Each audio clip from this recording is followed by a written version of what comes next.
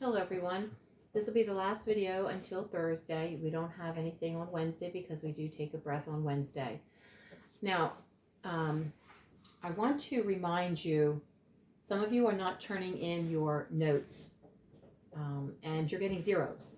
So you need to turn your work in. It's supposed to be done on a daily basis, but I'm not giving zeros until the following week. So you really have a whole week to redeem yourself and you're still not doing it. So I need that. And some of you haven't done your test yet. So please do that ASAP. Okay, so we ended yesterday with Alice having no compassion for her father, no matter how frail he was getting or what the doctors had to say. She just had no compassion for him because she considered him a very selfish man. He used to beat Jean, and she just disowned her. So she has no compassion for him. For Jean, the matters are more complicated.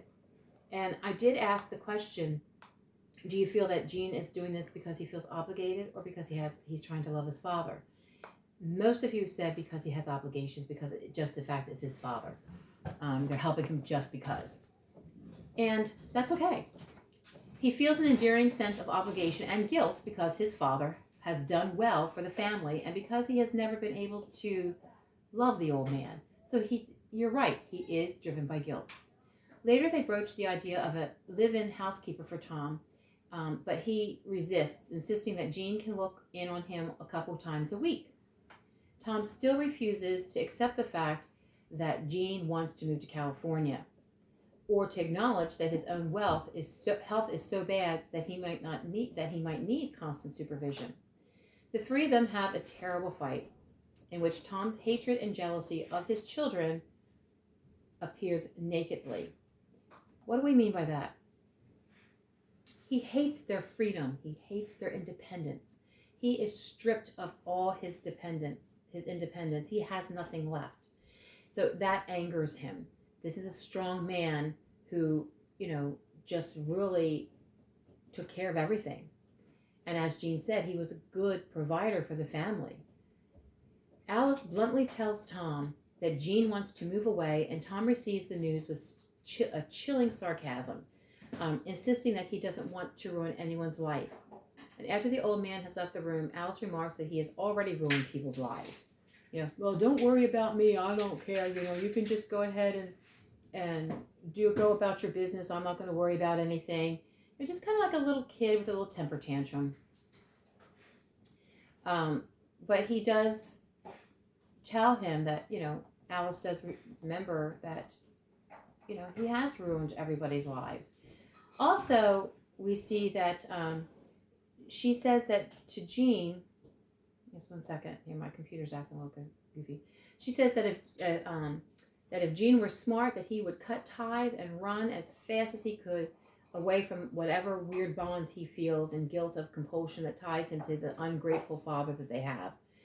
Jean and Alice reconcile, though, before they leave because they had a big spat about it.